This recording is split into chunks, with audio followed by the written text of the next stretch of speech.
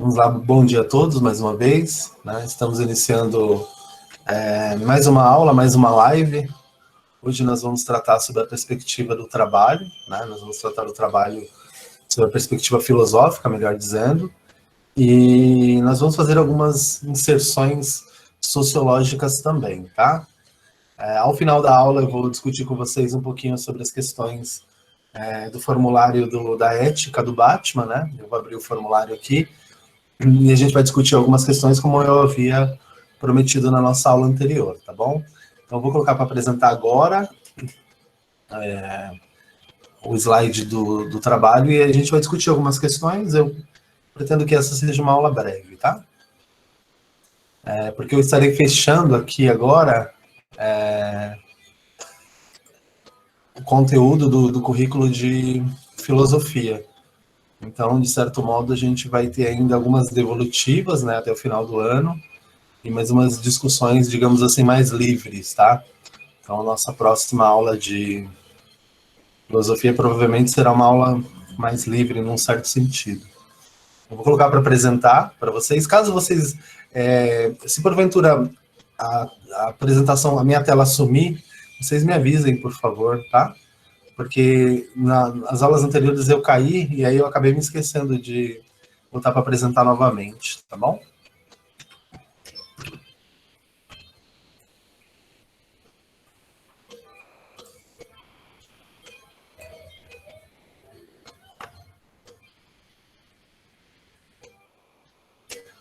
Incluir mais um pessoal que está chegando.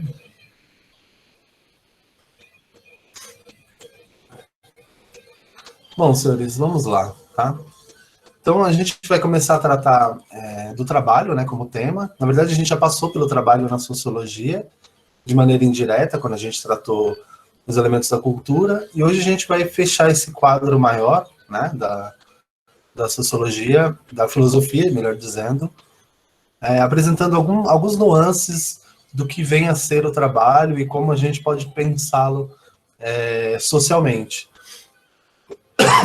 É importante que vocês tenham essa aula agora, né, no quarto bimestre, perto do final do ano, porque no próximo ano a gente vai tratar o trabalho sob a perspectiva de uma Europa protestante, a partir dos escritos de um filósofo, de um sociólogo chamado Max Weber.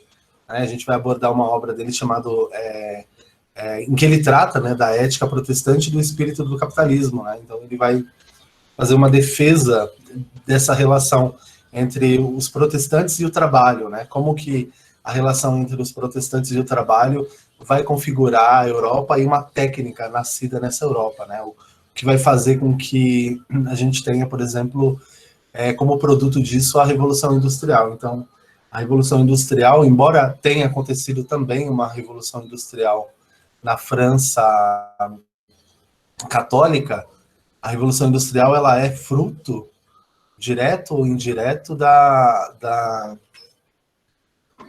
é fruto direto ou indireto da reforma protestante, né, e do espírito que a reforma protestante cria nessa relação com o capitalismo, tá? Então, eu vou apresentar para vocês aqui dois elementos, tá, que são bastante importantes. Espero que todos estejam vendo a minha tela. Então, quando a gente vai tratar o trabalho, a gente tem algumas questões, né?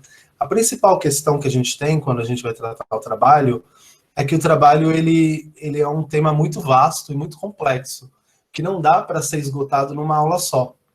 Então, o que a gente vai fazer aqui nessa aula agora é apresentar alguns nuances e algumas características básicas para que a gente possa, em alguma medida, configurar, né, dentro dos limites do tempo que a gente tem, uma perspectiva do que seja de fato o trabalho. Tá, então eu recortei isso daqui do CMSP, né, do Centro de Mídias de São Paulo, porque eu achei bastante interessante, né? Aí lá tem essa aula também, então eles vão dizer, ó, como elemento onipresente, ou seja, que está em todo lugar, denominador comum a toda a vida humana, cada momento histórico e sociedade o perceberam de modos diferentes, seja concebido dentro de uma dimensão negativa ou positiva. Aqui no outro slide, deixa eu adicionar mais um atrasado aqui. A definição se faz difícil porque o trabalho sempre se fez onipresente em toda e qualquer sociedade humana. Para defini-lo, por isto, precisaríamos investigar toda a existência humana em todas as épocas históricas, sistemas sociais e culturas. Daí, senhores, a dificuldade de você definir o que seja de fato o trabalho, porque o trabalho ele está presente na sociedade desde que o homem passou a se organizar em sociedade. Então, vocês estão tendo aula com Aristóteles, né, com o professor Aristóteles, de Idade Média, por Idade Média não, de pré-história. E na pré-história ali, né, no Neolítico, a gente já começa a ter esse trabalho se configurando, né, quando eles começam, o período da pedra polida, né, a gente já começa a ter essas noções se configurando ali. Tá? Então, o trabalho ele tem muitas definições, eu vou trazer algumas definições para vocês, tá? Mas a gente não vai esgotar o tema, até porque o tema é bastante complexo, e ele vai voltar no segundo e no terceiro ano, na história, na sociologia, na geografia, na filosofia. Aí a gente tem algumas definições, né? O trabalho seria a atividade de transformação da natureza pelo homem, o trabalho seria a atividade que garante a subsistência humana, ou o trabalho seria qualquer atividade cujo resultado seja útil, ou o trabalho seria uma atividade econômica. Se eu pedir para vocês escreverem no chat o que vocês entendem por trabalho, com certeza o que vocês vão trazer como referência do trabalho é diferente do que está aqui também, dada a complexidade do termo, né? Então, quando eu digo, nossa, isso dá trabalho, ou, puxa, eu preciso fazer um trabalho, eu preciso arrumar um trabalho. O termo, né, a palavra trabalho, por si só, ela já é bastante complexa. Então, quando a gente vai pensar no termo trabalho, quando a gente vai pensar no trabalho em si, é bastante importante que a gente entenda que o trabalho ele não cabe em uma definição apenas, né? Eu não posso dizer trabalho é isso, porque o trabalho ele está historicamente inserido na sociedade há muito tempo. E ele foi entendido pelas sociedades, pelos grupos sociais, pelos estados-nação, enfim, de diversas formas. A forma que a gente vai abordar aqui hoje, ela vai passar um pouco pela perspectiva negativa do trabalho e um pouco pela perspectiva positiva do trabalho. Sendo que a perspectiva negativa, nesse sentido dessa aula, ela vai suplantar a positiva, porque essa aula pretende fazer entre aspas, uma crítica à perspectiva do trabalho. Em outras aulas, a gente vai apresentar de maneira mais contumaz os pontos positivos do trabalho, tá bom? Então, para ficar claro, é importante dizer isso, tá bom? Tá um pouco devagar aqui, mas vai dar tudo certo. Ó, vamos lá. Para refletir, no Brasil, 23% da população entre 15 e 29 anos de idade, ou mais de 11 milhões de jovens, não estudam ou trabalham. Segundo o Instituto Brasileiro de Geografia e Estatística, o IBGE, na pesquisa nacional por mostra de domicílio de 2012, os neném, os neném é quem nem estuda nem trabalha, é um termo pejorativo, mas, enfim, eram 9,7 milhões, no universo de 49,4 milhões de jovens. De acordo com o Instituto, entre 2016 e 2017, cerca de 619 se juntaram a eles. Com o período da pandemia, provavelmente isso deve ter aumentado. Mas é interessante que vocês percebam isso, né? Olha o tanto de pessoas que a gente tem no nosso país que não estão nem estudando, nem trabalhando. É claro que o nem trabalhando aí é uma coisa bastante complexa, porque entre 15 e 29, pelo menos até os 18 anos, o sujeito precisa estar estudando prioritariamente, e aí a partir daí estar trabalhando. Mas pegando o contexto geral, a gente tem uma camada da população de jovens que poderia estar economicamente ativa de fora do trabalho e da escola, que é bastante problemático, né? Porque se você não estuda, por conseguinte, as suas chances de conseguir um trabalho são muito menores. E se você conseguir, as suas chances de conseguir um trabalho que pague pouco, um trabalho de subsistência, são grandiosas, né? Então, se estudando já é difícil conseguir um trabalho, imagine então fora da escola. É claro que a gente entende as situações que levam as pessoas a deixarem a escola, mas é um número bastante alarmante, bastante assustador para todo mundo, né? A gente não quer que isso aconteça de modo algum, porque isso reverbera na qualidade de vida de toda a sociedade, porque essas pessoas que estão fora do mercado de trabalho, elas acabam por se tornar dependentes de iniciativas sociais, né? Isso também acaba refletindo na violência, acaba refletindo na criminalidade.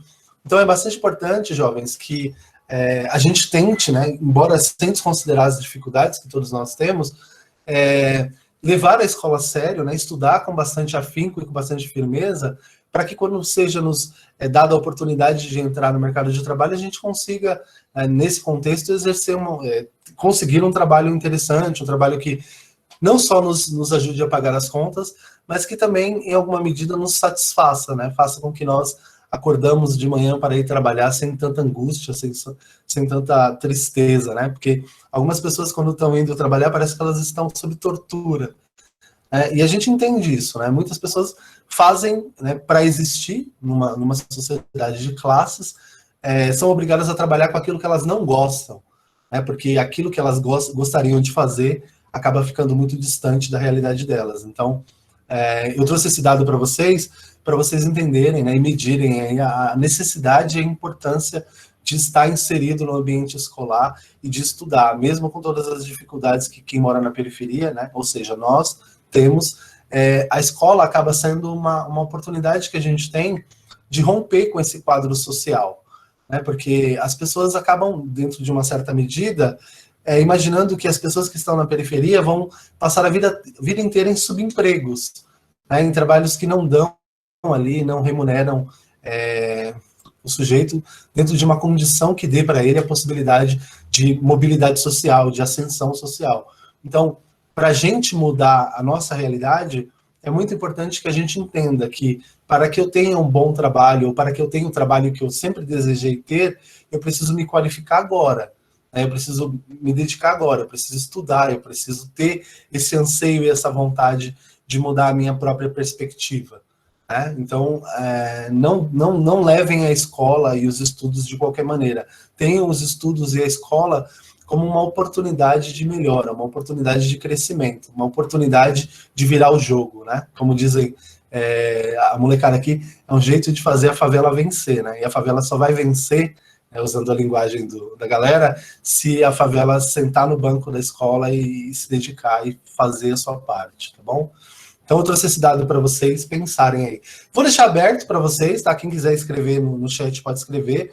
Como você definiria o trabalho? O que é o trabalho para você? Em poucas palavras. Se vocês quiserem escrever no chat, fiquem à vontade, tá? Se alguém perguntasse na rua, parasse você, como Sócrates fazia, e perguntasse para você na rua, o que é o trabalho? Como você responderia com 2 ou 3 palavras? Já pensaram nisso? Trabalho é uma coisa positiva ou trabalho é uma coisa negativa? Então, essas questões, elas são bastante importantes. Eu coloquei essa questão aqui, porque essa questão ela vai estar no formulário de vocês. Então, de certo modo, já comecem a pensar aí em como dar essa resposta, tá bom? Eu vou falar um pouquinho do contexto histórico, né? Embora o professor de história de vocês seja muito melhor que eu, mas o trabalho, ele é configurado, como eu disse, desde da pré-história, a partir do momento em que os indivíduos eles se organizaram em sociedade. Então, na pré-história, o trabalho ele era dividido por sexo e idade, né, ou por gênero e idade. Os homens eram os caçadores, os homens saíam para caçar, e as mulheres, né, naquele período, cuidavam da prole, cuidavam das crianças e colhiam raízes, né? Elas faziam, entre aspas, elas cozinhavam, colhiam raízes, ou seja, elas eram responsáveis pelo microcosmo menor. Então elas ficavam onde estavam as tribos e os homens saíam em longas jornadas em busca de comida. Isso na pré-história, tá? Então, na pré-história, os papéis sociais do trabalho, eles eram bem definidos. Por uma questão biológica e física, digamos assim, né, os homens, eles eram os caçadores, as mulheres eram as cuidadoras.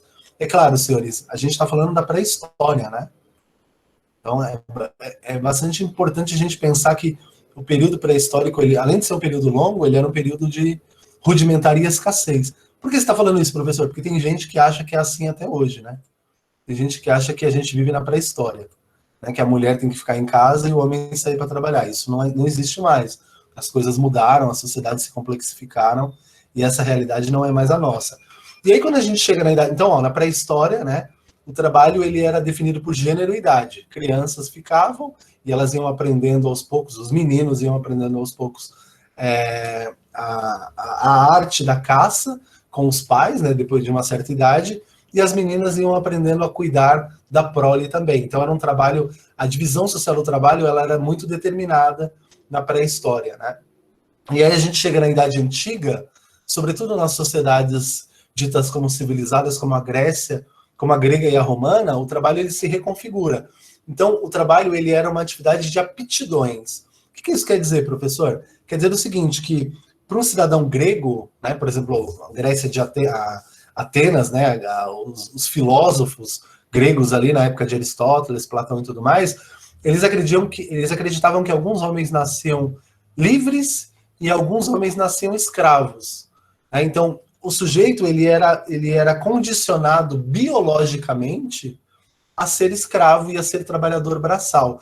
Então, os homens livres que nasciam eretos, eles faziam um trabalho contemplativo, eles faziam um trabalho intelectual. O que isso quer dizer, professor? Eles ficavam pensando, daí a ideia dos filósofos, eles ficavam pensando e deliberando quais eram os melhores caminhos para a sociedade, o que era o bem, o que era o mal, né? Enquanto os escravos, né, e o Aristóteles vai dizer isso, que os homens nasciam escravos, né, e é importante a gente entender que ele estava num contexto de 2.400 anos atrás. Então ele dizia o seguinte, se você pegar um escravo e tornar ele livre, você está indo contra a natureza dele.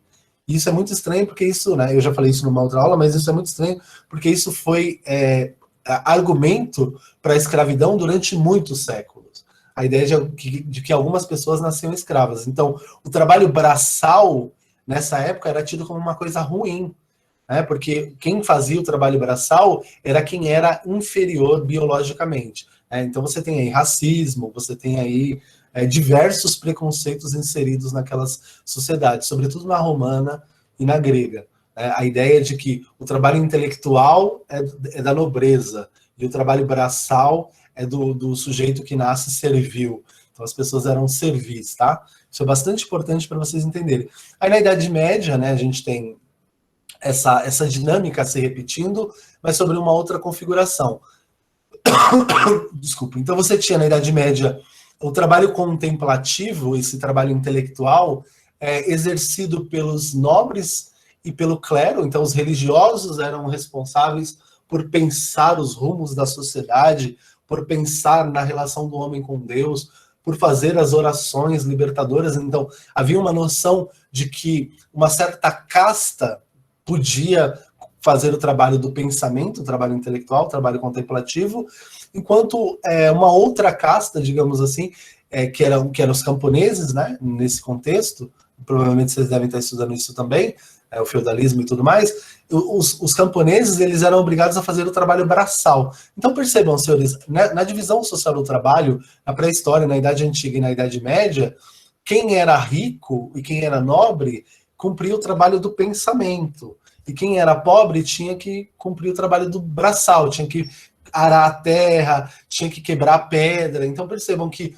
mesmo nas nossas noções de trabalho, nas nossas perspectivas de trabalho, há sempre uma divisão que ela é social e que coloca o sujeito que está em melhor posição como alguém que é pensador, como alguém que é responsável por praticar um trabalho contemplativo, um trabalho intelectual, enquanto a maioria das pessoas elas são colocadas como para fazer, né, digamos assim, o trabalho manual, o trabalho braçal, mover a terra, mexer com a terra, tá? Então, isso é bastante importante. Aí, durante a Idade Moderna, essa divisão, ela continua, só que ela continua sob outra perspectiva. Então, com as viagens marítimas, com a exploração do continente americano recém-descoberto e com o aperfeiçoamento das navegações, o trabalho que ficava destinado somente a um continente, aos continentes e às terras, ele começa a se espalhar.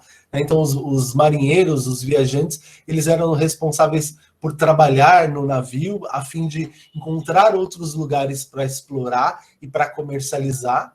Isso aí a gente já pensando no começo da Idade Moderna, né, ali século XIV, XV, XVI, já mais especificamente, e a gente tinha os mecenas que financiavam a arte.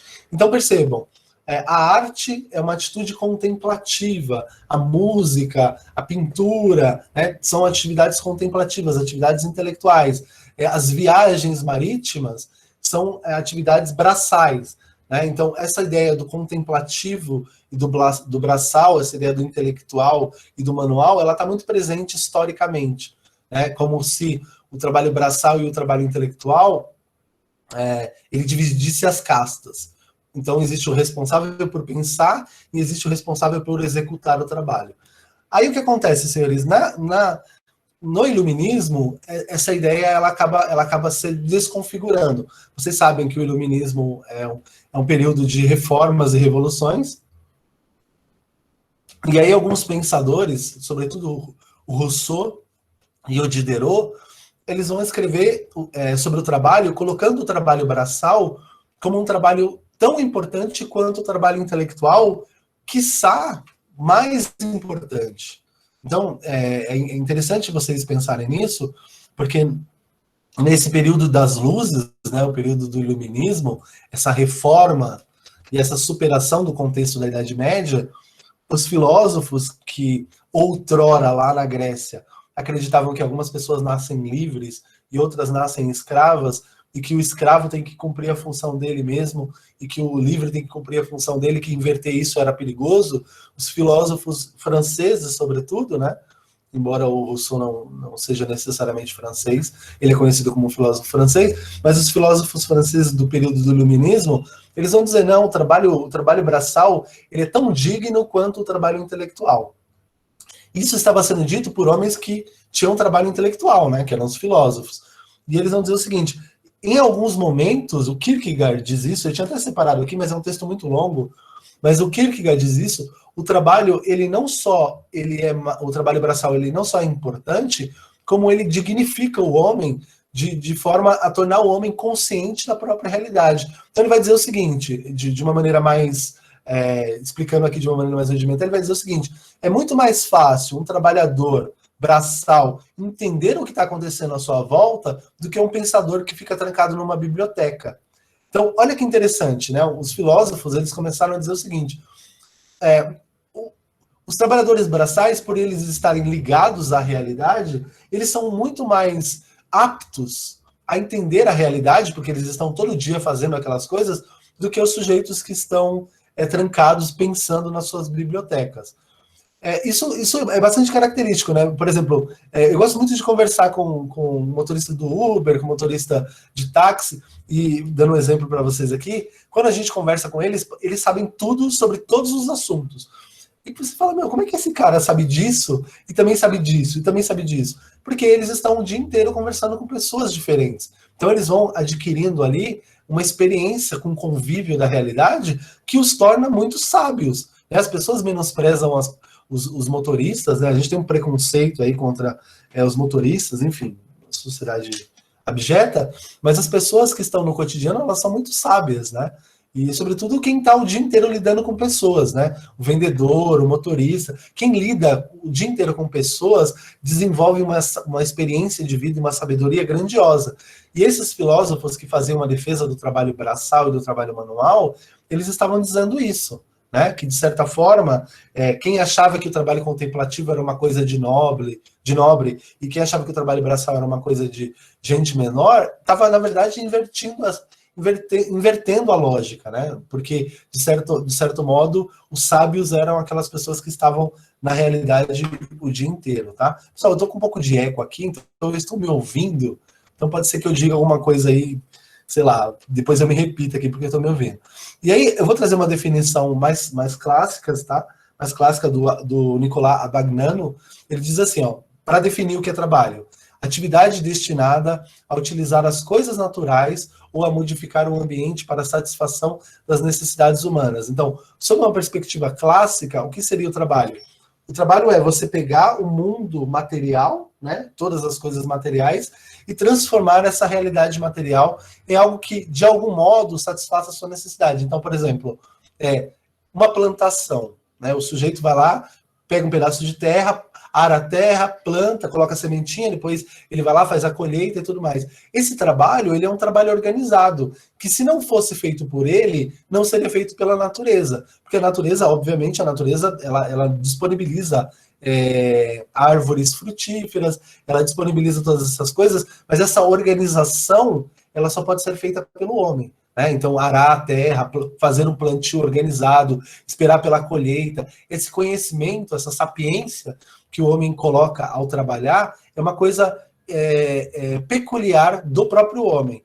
Outros animais também trabalham, eu já falei isso em outras aulas, então, as formigas, as abelhas, elas também fazem o João de Barro, eles também produzem, também fazem trabalhos, mas esses trabalhos que eles produzem e fazem são trabalhos instintivos, está na programação do animal e não tem, portanto, valor atribuído. A diferença do trabalho humano é que o trabalho humano ele tem um valor atribuído, tá? Então, é bastante interessante que vocês entendam que existe uma perspectiva no trabalho do homem que não só dignifica o homem, mas que melhora as condições materiais da sociedade. Então, eu vou lá e construo um hospital, eu vou lá e construo uma escola, eu vou lá e construo uma ponte.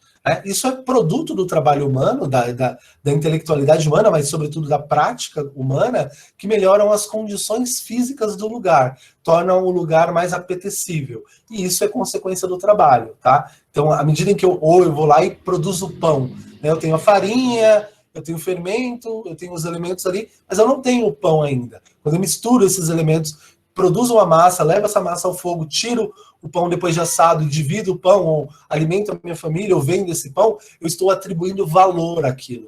Os elementos, eles não iam se juntar sozinhos. Os ingredientes, eles precisaram de alguém que tivesse inteligência e capacidade manual de juntar esses ingredientes e transformar aqueles ingredientes numa outra coisa, usando o exemplo do pão aí, tá bom?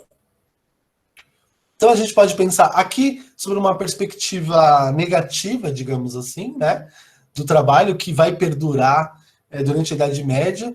Eu não sei se vocês conhecem esse texto, mas Adão e Eva viviam no paraíso e eles desobedeceram a comanda de Deus e comeram o fruto proibido. E aí a mulher foi condenada a sentir dores de parto, como punição, e o homem, ele vai ter que trabalhar, coisa que ele não fazia. Ele ia lá, pegava a frutinha na árvore e vivia de boa. E ele agora vai precisar trabalhar. Percebam, senhores, essa narrativa do trabalho como punição, ela é uma narrativa que vai perdurar durante muito tempo. O trabalho só vai deixar de ser uma punição, pelo menos num certo aspecto, ali por volta do século XVIII e XIX, quando esses filósofos iluministas começam a dizer que o trabalho braçal, sobretudo, ele é tão dignificante quanto qualquer outro trabalho. Então, no suor do teu rosto comerás o teu pão, até que te tornes a terra, porque dela foste tomado, porquanto és pó, e em pó te tornarás. Quer dizer, você vai ter que trabalhar agora. A punição pela desobediência é o trabalho. Essa noção, ela vai perdurar durante muito tempo. Então, essa noção de que o trabalho é uma coisa perigosa, ele é uma coisa desgastante, que o trabalho é uma punição, tá bom? E aí a gente tem a etimologia do termo. O trabalho vem do termo latim que é tripalium, que significaria 3 paus, então é um objeto de tortura, que inicialmente não era um objeto de tortura, era um objeto do campo, era um objeto que era utilizado ali, eu não sei muito bem como, mas para fazer a divisão das sementes e tudo mais. E aí o Império Romano começa a usar esse tripalium como instrumento de tortura. Os romanos, eles eram muito criativos para transformar coisas usadas na fazenda em objetos de tortura. E aí a palavra tripalium, ela seria, em tese, a origem da palavra trabalho. É claro, senhores, eu estou pegando isso daqui do livro didático, mas tem uma questão aí que é bastante problemática, e eu até coloquei aqui, que é o seguinte: o trabalho, ele é anterior à linguagem. Então, se eu disser, a palavra trabalho vem de tripalium, mas o trabalho é anterior ao latim, por exemplo, eu corro o risco de produzir um erro conceitual. Então, a palavra tripalium, ela pode ser a origem da palavra trabalho, mas o trabalho, ele é muito mais significativo, digamos assim, do que a sua etimologia, porque ele é anterior à etimologia. É claro que em outros lugares, por exemplo, e no latim também, na verdade, o latim, a palavra para trabalho no latim é labor. Tripalho é no grego, desculpa, o professor errou, mas a palavra labor, ela também significa trabalho. Então, vamos laborar, ou o laboratório, né, que é quando você trabalha ali as amostras. Então, de certo modo, não existe só trabalho, não existe só a palavra trabalho para denominar essa atividade do homem em alterar a realidade material. Há outras palavras, mas a palavra trabalho ela vai ficar muito famosa, sobretudo a partir das perspectivas europeias e da leitura crítica, da teoria crítica que o próprio Karl Marx vai fazer, né? Mas há alguns pensadores que separam trabalho e labor, né? Então, por exemplo, o labor, para alguns autores, né, incluindo aí o Tocqueville e a Hannah Arendt, trabalho é atividade intelectual e labor é atividade manual. Então, o trabalho que eu faço com a mão, aquele trabalho que eu produzo, a plantação, o trabalho que eu faço para subsistir, seria labor. E o trabalho que eu produzo que vai perdurar, uma obra de arte, uma música que eu compus junto com outro autor, uma obra, uma sinfonia, digamos assim, isso daí seria trabalho. Então, para alguns autores, o trabalho é aquilo que perdura e... o trabalho é aquele que perdura e o labor é aquele trabalho que eu faço para conseguir comida, tá? Então, de certo modo, essa é a perspectiva, tá bom? E aí eu trouxe aqui o mito de Sísifo, eu não sei se vocês conhecem, mas Sísifo foi condenado também por desobediência, né? Assim como no caso de Adão e Eva, a rolar a pedra para cima da montanha, né? Então o Sísifo está empurrando a pedra. Quando a pedra chega em cima da montanha, ela desce, e aí o Sísifo vai, sobe a pedra de novo, e a pedra desce. A ideia, né, que está aí, de um trabalho sem perspectiva, de um trabalho no seu sentido de vazio, um trabalho que você executa a todo momento e a todo tempo, mas que, por ser repetitivo, ele é um trabalho que não te dá nenhum tipo de benefício, que não te melhora enquanto indivíduo, que não produz nada que seja, de certo modo, produtivo, né? Então é o trabalho como mera rotina, trabalho como punição, em certo sentido também. Isso está muito presente também nas mitologias gregas, nórdica, na própria mitologia bíblica. Então, todas as mitologias, elas, em alguma medida, elas fazem essa abordagem do trabalho, né? O trabalho como algo difícil, o trabalho como algo que produz... deixa eu acrescentar aqui. Como algo que produz, na verdade, angústia. E aí a gente tem o trabalho para o Marx, né? O Marx vai dizer que o trabalho do capitalismo ele é problemático porque ele produz alienação. O que isso quer dizer? O trabalho do capitalismo, segundo Marx, ele é o trabalho que está ligado à produção de mercadoria. Então, o trabalhador ele investe o seu tempo ali, naquele trabalho, mas aquele trabalho que ele produziu, aquele produto que ele produziu, não volta para ele, né? Aquele produto é tirado dele, é dado para quem é dono da propriedade privada, e ele recebe uma pequena parte desse trabalho, e esse recebimento que ele tem desse trabalho vai servir para ele comprar mais mercadoria. Quer dizer, de certo modo, é um trabalho alienante. E aí é interessante essa perspectiva do Marx, porque a gente tinha o trabalho escravo, né, que era o trabalho do passado, em que as pessoas eram obrigadas a trabalhar, porque senão elas eram agredidas, eram violadas. E aí houve, né, a libertação, ninguém mais é obrigado a trabalhar e tudo mais, mas aí o Marx ele vai propor um novo olhar sobre esse trabalho escravo. Ele vai dizer, as pessoas as pessoas agora são livres, mas elas são escravas. Por quê? Porque você é livre para fazer o que você quiser, mas você não pode deixar de trabalhar. É óbvio, né, que todo mundo tem que trabalhar. Mas ele vai dizer, o trabalho que é produzido numa sociedade capitalista, sobretudo numa sociedade de desigualdade, é um trabalho problemático porque o sujeito ele não vê valor no trabalho. Então, aquilo que ele produziu não fica para ele. Então, aquilo que ele produziu é tirado dele pelo dono da propriedade privada e ele passa e continua trabalhando o tempo inteiro só em prol de gerar riqueza para o trem, porque ele próprio continua subsistindo. E aí o Marx vai dizer o seguinte, esse é um trabalho alienante porque o trabalhador não consegue se perceber no trabalho. É um trabalho que tira do trabalhador a sua força de produção, mas que não devolve para ele essa dignificação que o trabalho traz, né? Então, a dignidade do trabalho, ela é, de certo modo, tirada, porque o trabalhador ele não colhe aquilo que ele plantou.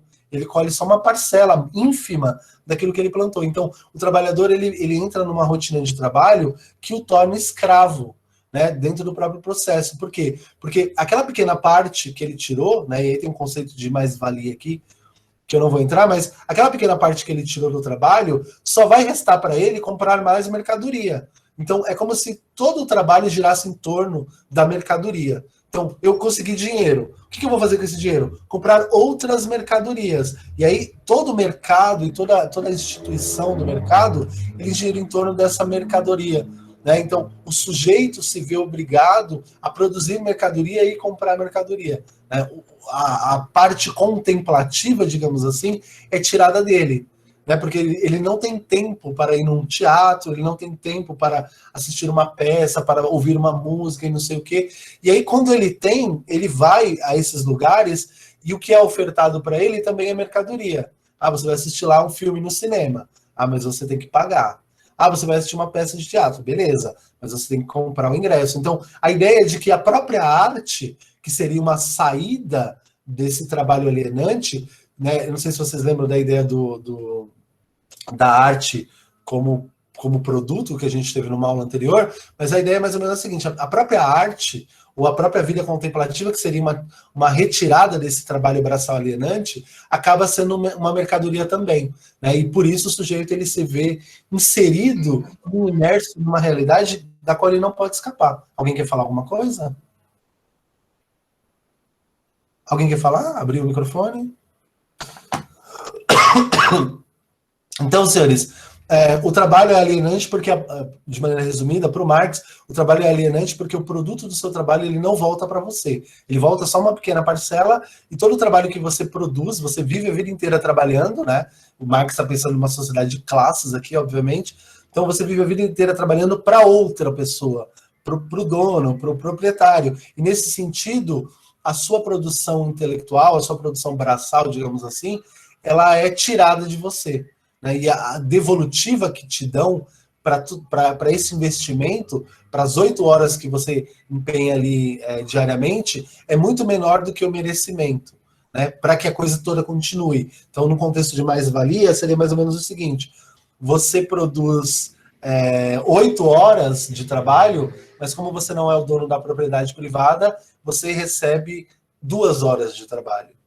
Né, como dinheiro, né, como troca, como devolutiva de dinheiro. E essas outras 6 horas, né, usando um exemplo mais trivial aqui, vão para um outro sujeito que nem trabalhando está. Então, para ele, o trabalhador ele se vê imerso nesse contexto e ele perde sua capacidade crítica de ver o mundo, porque ele não tem tempo para ver o mundo. Ele tem que trabalhar, ele tem que trabalhar, ele tem que trabalhar. A gente vai discutir isso no segundo ano de um outro modo, mas essa perspectiva do Marx ela é bastante interessante, né, para a gente entender como funcionam as realidades do trabalho, sobretudo a realidade no contexto marxista. Tem mais coisas que o Marx diz, mas a ideia de um trabalho alienado é que o sujeito não vê o produto do seu trabalho retornando para ele.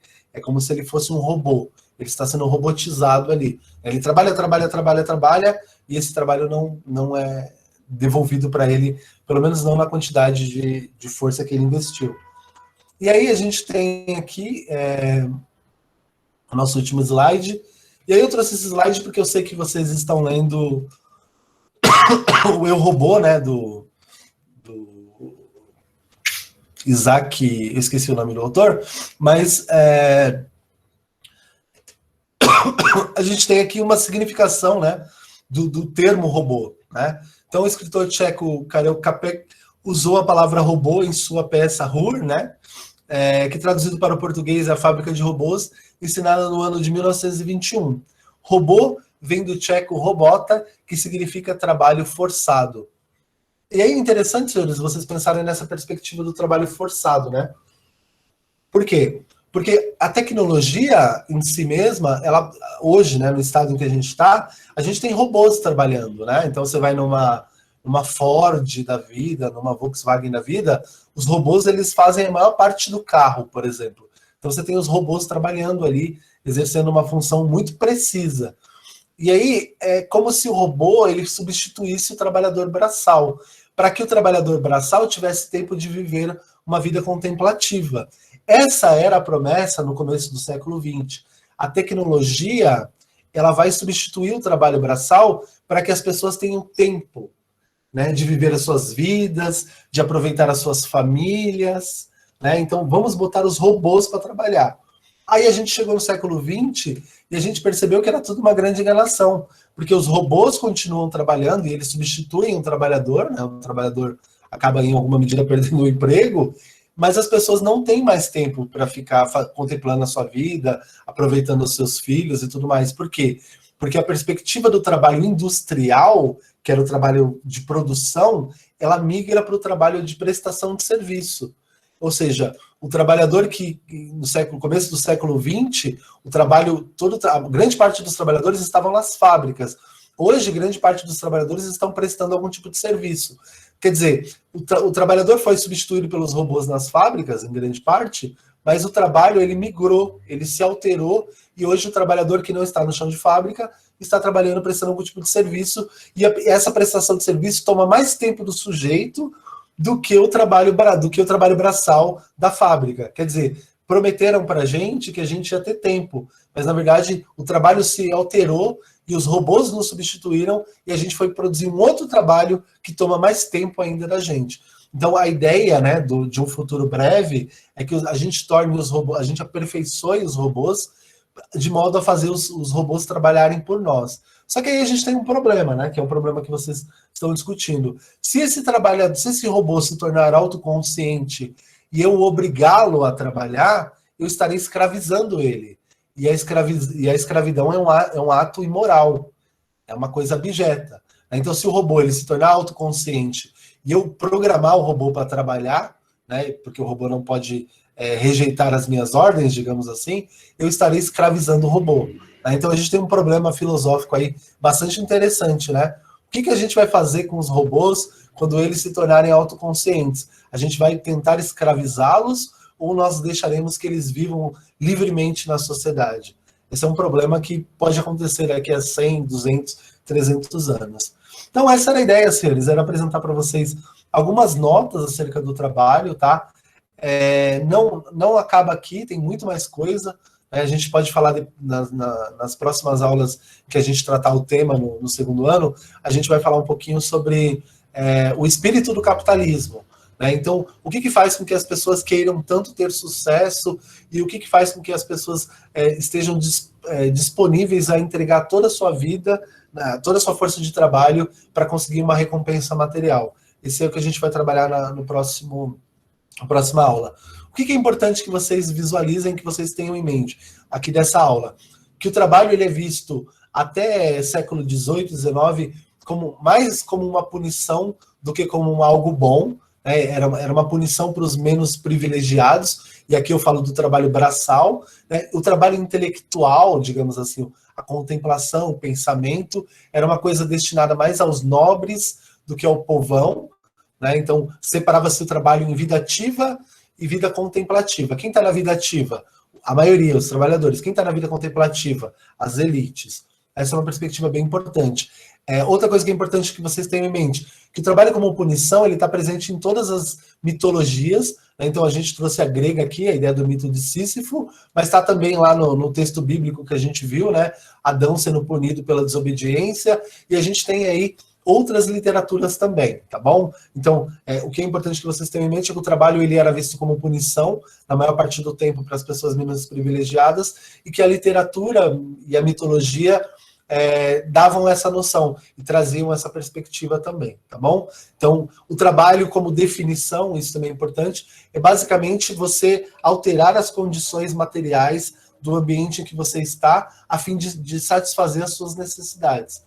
Né? Você tem ali a farinha, o trigo, o fermento e não sei o que, você junta aquilo, faz um pão quentinho e toma com café. Isso é alterar, isso é trabalhar, alterar a materialidade a fim de suprir as suas necessidades, tá bom? Aí aqui, essa parte está terminada da aula, vamos para o nosso formulário aqui. Eu vou passar rapidamente pelo formulário, porque a maioria de vocês acertou as questões do Batman aqui, tá bom? Então vamos lá, ó. Primeira questão. Essa questão aqui teve um só que errou. Ele deve ser brincadeira, né? Ele ter errado deve ser brincadeira. Ó, qual é o grande filósofo que utilizamos para analisar a ética do Batman? Kakashi, Aristóteles, Platão, Nietzsche ou Cícero? Essa é meio fácil, né? Aristóteles, obviamente. Se a ética aristotélica é o título da aula, né? Ó, Batman e a ética aristotélica não tinha como ser outro. Segunda questão. Além do poder e de serem de planetas diferentes, quais as principais diferenças entre o Batman e o Super-Homem? Essa era uma questão que vocês podiam viajar na maionese, tá? Uma delas, de maneira resumida, era a seguinte, senhores. O Super-Homem, por ter super força, super velocidade, por ser praticamente um deus vivendo entre humanos, ele via as coisas de maneira muito clara. Né? Então ele via o bem e o mal de forma clara. Ele não tinha nenhum tipo de dificuldade. Então a principal diferença era a clareza com que o Superman, diferente do Batman, via as questões morais. Mas essa é uma questão que dá para ir além também, tá? Dava para dar outras respostas aqui, tá bom? 3. Apresente um elemento dos muitos tratados durante a aula que configura o Batman como alguém ético. Essa questão aqui foi uma questão que vocês bateram cabeça pra caramba. Ó, havia muitas possibilidades de resposta. A principal resposta é a seguinte: por que o Batman não matava seus opositores?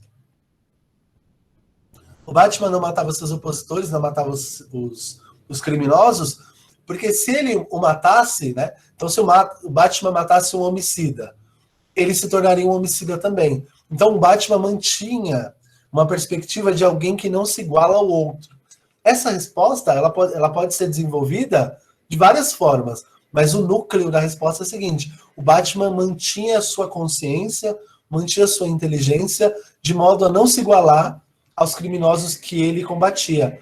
E aí vale aqui uma frase do Nietzsche. Nietzsche tem uma frase que eu acho bastante interessante. Ele diz assim, ó: se você passar muito tempo olhando para dentro do abismo, chegará um momento em que o abismo olhará de volta para você, olhará para dentro de você também, né? Então, o Batman morria de medo de que esse abismo da criminalidade o tornasse um criminoso também.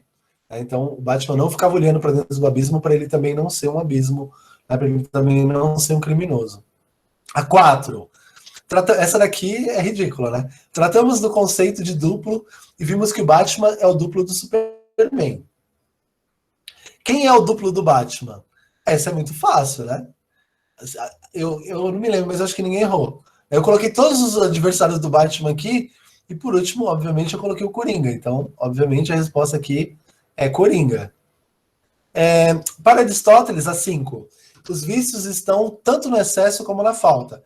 É aquilo que eu falei para vocês, né? A gente, numa noção de senso comum, a gente acredita que ser viciado é fazer uma coisa demais, é fazer muito uma coisa. Mas para Aristóteles, ser viciado é fazer uma coisa demais ou fazer uma coisa de menos. É importante encontrar um caminho certo ali, né? Um caminho do equilíbrio. Então, se você estuda demais e não tem tempo para pensar, não tem tempo para fazer outras coisas, você tem problema. Se você estuda de menos, então você tem problema. O que é importante? Você encontrar uma medida correta dos estudos e que essa medida esteja, de alguma forma, ligada aos seus objetivos. Você precisa cumprir todas as suas funções, você precisa ser alguém obstinado em fazer aquilo que você se propõe a fazer, mas você não pode esquecer que você tem uma vida também, então você precisa equilibrar suas ações, né? Nem comer demais, nem comer de menos. Se você comer demais, você vai ficar, né, você pode desenvolver alguma doença, né, de relativo à obesidade e tudo mais. Se você comer de menos, você pode ficar desnutrido, ter algum tipo de anemia. Então, é importante encontrar um equilíbrio. Então, questão 5. Para Aristóteles, os vícios estão tanto no excesso como na falta. O que caracteriza a ética aristotélica? Essa daqui, né? O equilíbrio das ações. Fácil pra caramba. Questão 6. Por que é tão difícil ser ético em Gotham City? Essa questão era difícil. Essa foi a questão mais difícil do formulário, a meu ver. Eu não sei se vocês lembram, mas eu disse o seguinte, que o Aristóteles ele estava preocupado em que os sujeitos encontrassem a felicidade, a eudaimonia na cidade, né, na polis. Então, quanto mais organizada e equilibrada é a cidade, maiores são as chances do sujeito ser feliz, certo? Olha que fácil essa resposta. Se quanto mais equilibrada for a sociedade, maiores são as chances do sujeito ser feliz, e essa felicidade pressupõe a ética, né, como ação. Por que em Gotham era tão difícil ser ético? Porque Gotham era uma cidade desequilibrada. Gotham era um lugar dos extremos. Não havia em Gotham City a menor possibilidade do sujeito ser levado pelas virtudes, né? Como Gotham era um lugar desequilibrado, ser equilibrado em Gotham era um ato muito difícil, né? Porque a tendência é que o contexto do lugar exerça uma força sobre nós. Não quer dizer que o contexto vai nos levar a um determinado lugar e vai nos obrigar. Mas todo o contexto no qual eu estou inserido exerce uma força sobre mim, tá bom? 7. Se Batman é caracterizado pelo equilíbrio ético, qual é, afinal, a característica de seu maior rival Coringa? Essa daqui, vocês poderiam ter respondido com uma palavra só. O desequilíbrio, tá bom? 8. Essa também é difícil. Porque, às vezes, o que é certo ou errado parece não ser algo muito bem definido nas ações do Batman. Essa resposta ela passa por uma que a gente já passou. Se pro Super-Homem era muito fácil, porque ele tinha superpoder, encontrar com clareza o que era certo e o que era errado, pro Batman, que é um humano, né, é um humano com capa, não há essa possibilidade, certo? Então, pro Batman, é muito difícil saber o que é certo e o que é errado, porque o Batman precisa julgar a situação naquele momento. Então ele precisa analisar o contexto, o momento, e aí sim tomar uma atitude. Então, às vezes, não fica muito claro, como é no caso do Super-Homem, porque o Batman, por ser humano, ele precisa se preservar e ele precisa fazer uma medição e um cálculo racional no momento. Então, tem momento que parece que ele está fazendo uma coisa que é errada, mas cujo final, cujo resultado é bom. Então, em certa medida, senhores, e isso é bastante importante que vocês tenham em mente, no caso do Batman, as ações dele são meio nebulosas, e aí por isso que eu falei na aula que não era fácil chamar ele de herói, mas que o termo talvez correto para ele fosse vigilante, exatamente por isso. Porque o Batman, ele está o tempo inteiro tendo que tomar atitudes que preservem a sua vida, porque ele é um humano, e que preservem a vida do outro. Então, em alguns momentos, ele vai ter que fazer algumas coisas que aos nossos olhos são coisas incorretas, mas cujo final acabam reverberando em boas ações. Então, para o Batman é muito mais difícil chegar a uma atitude e ter clareza, né? Então não dá para, a coisa não é dada. Isso é bom e isso é ruim, né? Não é igual quando a gente é criança, que a gente pergunta, pai, ele é do bem ou ele é do mal? Né? E aí o pai e a mãe falam, não, esse aqui é do bem, esse aqui é do mal. No caso do Batman, não dá para você perguntar se é do bem e esse do mal, embora ele seja um cara do bem, porque às vezes ele é obrigado a tomar algumas atitudes que não são corretas. Como, por exemplo, no Cavaleiro das Trevas, quando o Harvey morre, e ele tinha se tornado alguém mau. E aí o Batman fala, diz que foi eu que matei ele. Né? Diz que foi eu que fiz isso. Por quê? O Batman mentiu para que houvesse na sociedade, para que as pessoas não se decepcionassem, porque as pessoas tinham construído a imagem de um promotor ético, moral. Né? Eles não viam o Harvey como duas faces, ou duas caras. Eles viam o Harvey como uma pessoa do bem, né? O Cavaleiro da Luz. Né? Eles até brincam no filme. Se o Batman é o Cavaleiro das Trevas, o Harvey é o Cavaleiro da Luz. E aí o Batman não queria que essa imagem de Cavaleiro da Luz fosse desconstruída. Então ele ele pede para o Gordon, diz que foi eu que fiz. E aí a cidade inteira começa a perseguir o Batman como um criminoso. Por que ele faz isso? Porque ele queria manter a estabilidade social. Ele não queria que as pessoas se desiludissem. Ele não queria que as pessoas perdessem mais um herói. Então ele falou, se é para perder um herói, que percam a mim. Porque pelo menos eu não sou um herói muito bem definido, eu sou só um vigilante. Ele era um herói das luzes, né? Então quem é o herói das luzes tem muito bem o que é luz é bem, né, e trevas é mal, nessa concepção. Como o Batman é um herói das trevas, então isso não estava muito claro. Então, para o Batman, essa resposta ela tinha várias possibilidades, mas a ideia geral é exatamente isso. O Batman precisa deliberar no momento. E às vezes, no momento, a coisa não é muito clara. Tá bom, senhores?